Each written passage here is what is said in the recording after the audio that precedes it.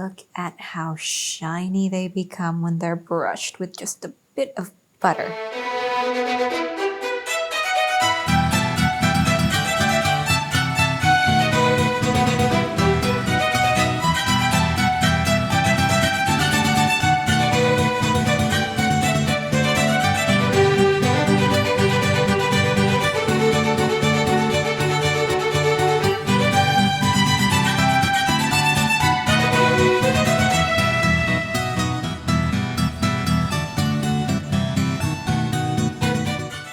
Hey, it's Surfin, and today we're making dinner rolls. Pillow-like, fluffy, and soft, this recipe makes dinner rolls that taste amazing and pair well with whatever you eat them with. Additionally, since we're using 20% of the total flour for Tangzhong, we're also going to get a longer-lasting and naturally sweeter bread. That pairs perfectly with our Poolish pre-ferment, which will add a ton of flavor and texture to the rolls.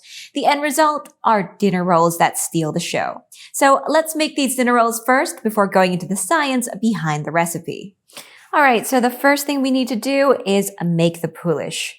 You're probably already very familiar with this if you've watched any of our previous videos. So we're just going to add 50 grams of water and then 0.5 grams of yeast. Then we're going to add in 50 grams of bread flour. Equal amounts of flour and water. And then we're going to mix everything together with chopsticks.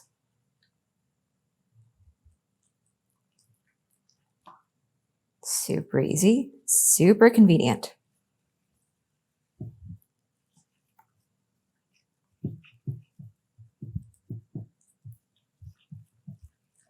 And we're done. This is all you need to do. It's all you want to achieve. There's no need to mix it any further than this. When everything's homogeneous, even if it looks shaggy, we're good. Okay. So I'm going to clean off my chopsticks. And I'm going to set them aside. And now I'm going to cover it with a silicone cap. Now we want to let this fully mature and ferment. If we were to leave it outside at our room temperature, it would take only 2 to 3 hours, which is why we're going to leave it outside for 1 hour and then put it in the fridge overnight before using it on the next day. That way we get a lot of delicious flavor thanks to the enzyme activity, and we slow down the fermentation a lot. All right, so we're leaving this outside for 1 hour. I'm going to set it aside now to work on our tangzhong.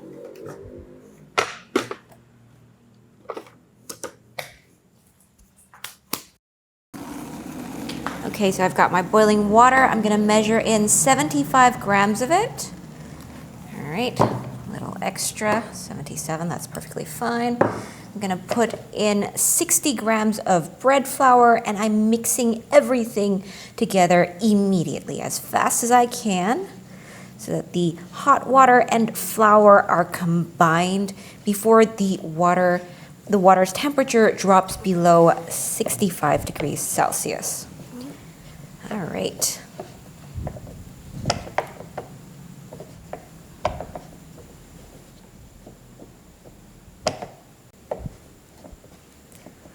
Okay, so this is pretty much done, and this is what you want your tangzhong to look like. Pretty much a sticky lump, but it looks homogeneous. There's no loose flour and no lumps of flour too. So I think this is pretty good. I'm just going to clean down the sides one final time. All right, clean down my spatula. The little pieces at the edge here. All right. I'm going to put the spatula aside and move the scale aside as well. Set this at the center. And now I'm going to cover it with this cloth. We're going to let this come to room temperature before covering it with a silicone cap to prevent it from dehydrating, and then putting it in the fridge. All right, let me just check it. Yep, 28 degrees.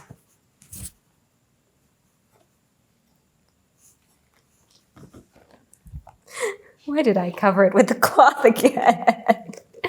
Oh no, my poor Tangzhong. Okay, in the fridge you go. So now that our Tangzhong and Poolish are both done and ready, they're delicious and matured, I'm going to open them up so that we can have a look at them. Look at this beautiful Poolish. I'm also going to open this up. And now we are finally ready to make our final dough. Okay, so I've got my stand mixer's bowl here because we're going to be using a stand mixer. And now I'm just going to start by adding the Poolish straight in. Look at that. Oops. All right, scraping off all the good, delicious Poolish into the bowl. All right, up next is the Tangzhong. Just going to take the whole thing, scoop it out. And now we have 55 grams of milk, 50 grams or 1 large egg. I'm just pouring that straight in. 18 grams of sugar, 5 grams of salt, and 190 grams of bread flour. I'm going to take my spatula and I'm just going to mix everything together for a little bit. I'm just trying to break down the Tangzhong as well as dissolve the Poolish and mix in the loose flour. We don't really need to do too much of this, just a little bit. It'll help speed up the stand mixer's process and prevent flour from flying everywhere.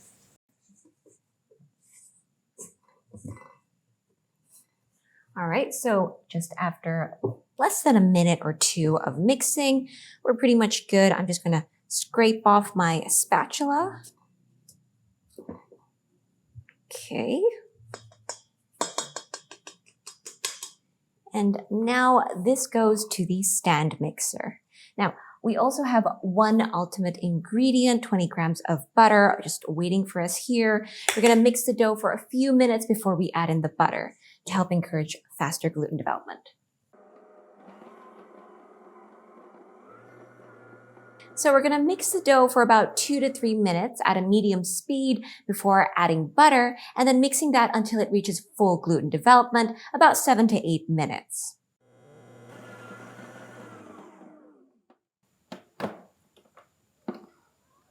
And this is when we add the butter, just dropping it in. There we go.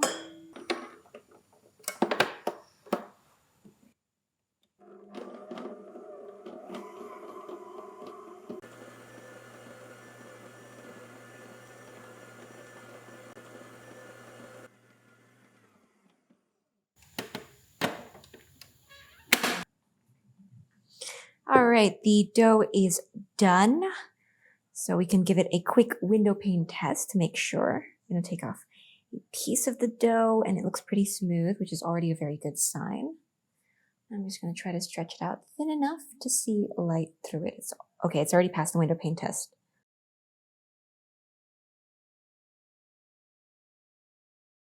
All right, so it passed the window pane test perfectly. Very happy with the dough, so we're going to get it ready for bulk fermentation. Now I'm just scraping down the sides of this bowl. A little bit of dough stuck there. It's not an issue. Now we have the bowl it's going to spend its bulk fermentation in. And take a little bit of oil, just some regular vegetable oil, and we're going to align the bowl very well. All right, make sure you use a good amount of oil. This is a sticky dough. It is quite a bit of a handful to work with, so be well prepared with the oil. All right. All right, now I'm going to scoop it out of the bowl. Just taking it out onto my hands.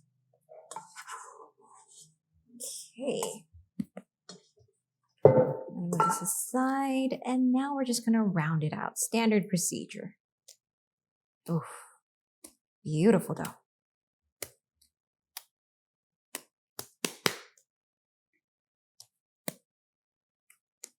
All right, it's well rounded. I'm just going to drop it in here, and then I'm just going to cover it with this silicone cap.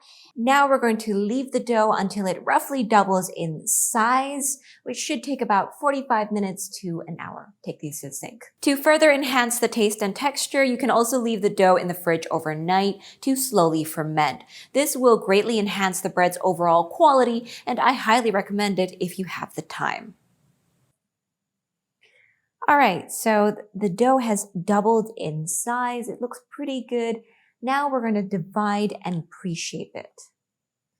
So I've got some flour, I've got my scale here, and a plate here to measure the dough. All right, it looks pretty good. I'm going to move this to the center. And now let's open it up. Oh, smooth, shiny, and very fluffy. Okay. Bit of flour on top. And now we're going to just punch it down. Okay. I'm going to bring it out onto the work surface. I'm going to give it a few kneading, just a little bit of kneading here. Just to degas it fully, you get rid of all of these bubbles like here. And then we round it out. Turn on the scale. I'm going to weigh the whole thing first to get a number, 564. So I'm going to divide it by 2 first, just like that. Separating out so it doesn't stick. Divide by 2 for each of those pieces. And divide each of those pieces by 2. There we go.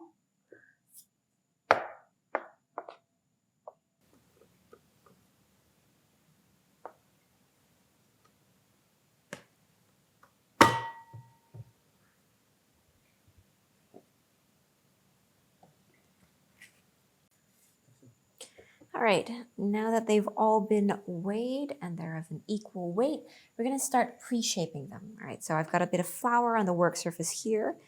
I'm going to take this dough and just fold the edges into the center before rounding it out with my palm. And that's it for the pre-shaping. I'm going to move the scale aside to make more space. I think I'm just going to line them up left to right like that.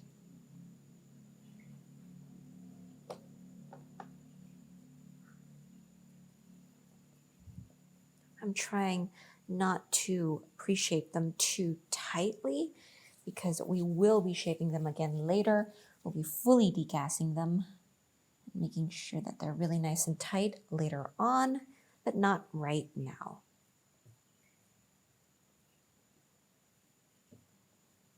Like I said before, this dough is pretty sticky, so use an adequate amount of flour to deal with it.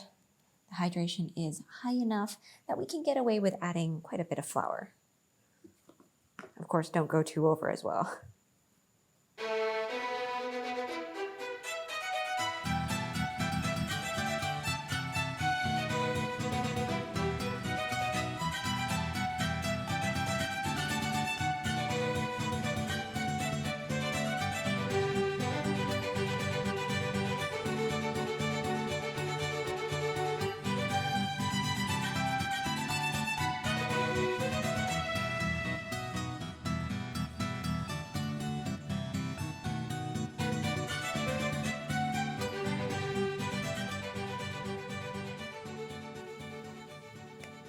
All right, so that was the last one. They're done. They look beautiful.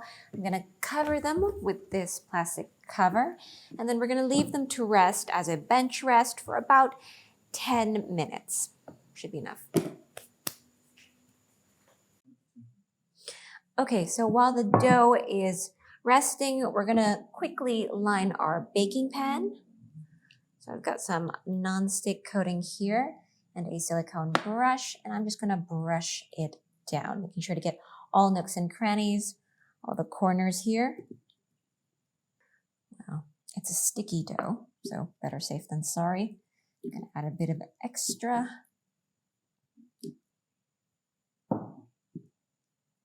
Okay, that looks pretty good. Looks very well lined.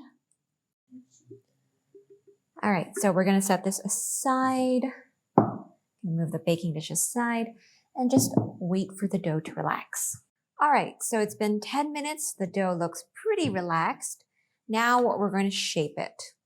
So I've got my rolling pin here and my scraper. I'm going to start by taking a bit of flour, dusting the tops. Then we're going to scoop one up, using a bit more flour here just to prevent sticking.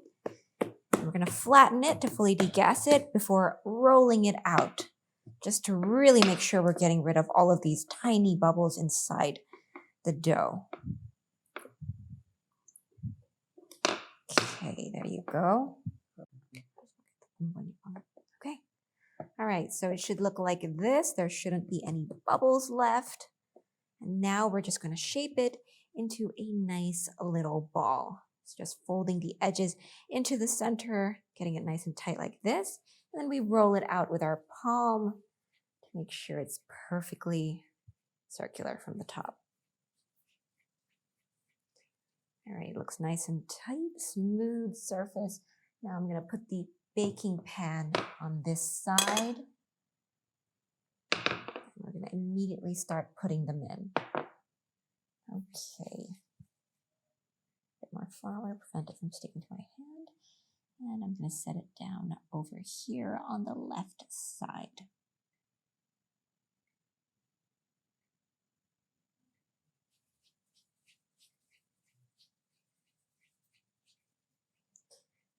And the second one is done. All right, putting that next to the first one. They're about 3 fingers wide, so you can just estimate where to place them.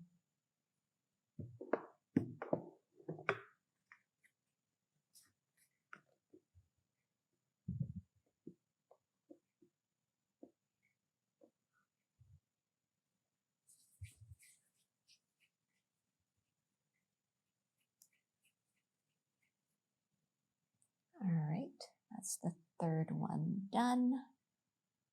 Just going to put it down there.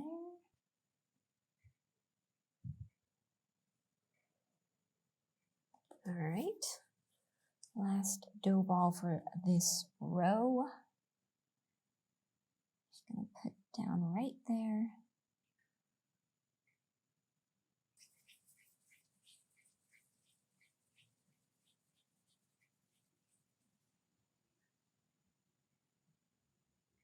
Okay, penultimate dough ball.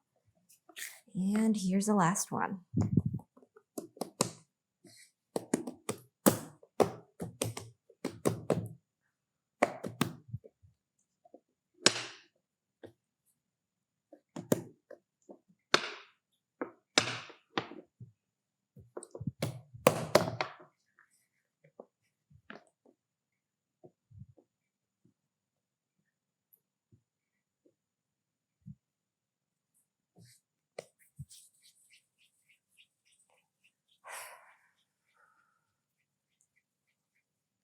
All right, looks lovely. And now we're just going to stuff it in. Okay, now I'm just going to give them a little press down to get them settled in into their positions. Okay, and now we're going to cover them and leave them for their final proof.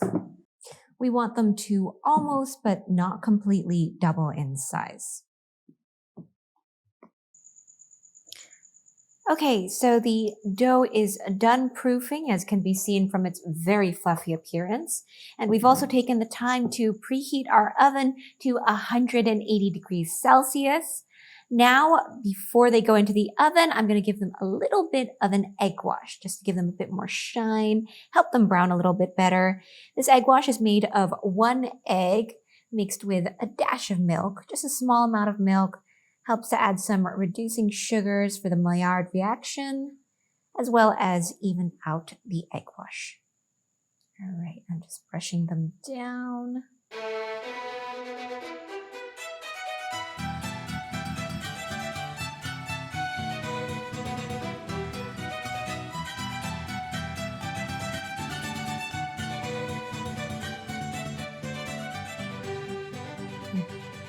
looks so fluffy already. Beautiful. And off to the oven we go. So we're going to bake the dinner rolls at 180 degrees Celsius for about 20 minutes at top and bottom heat before switching it to bottom heat only for 10 minutes.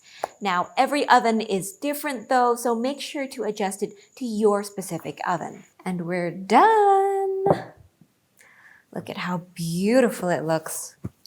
Now, quickly now, while it's still very warm, I'm going to brush it with some butter. Look at how shiny they become when they're brushed with just a bit of butter.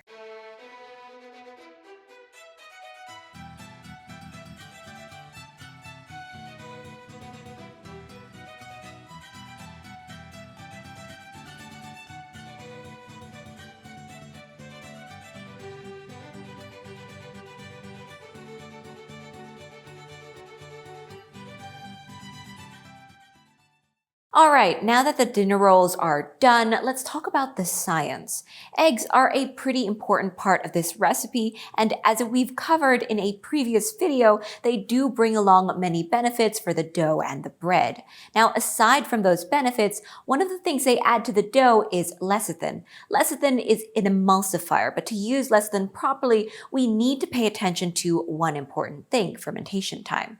As this paper on the functionality of emulsifiers in wheat bread reports, the presence of emulsifier retarded dough proofing. In consequence, longer proofing times would be required when emulsifiers are used. In fact, the paper also states that the positive effects of emulsifiers on bread volume were only observed with long proofing times, and that also became evident when crumb hardness was analyzed.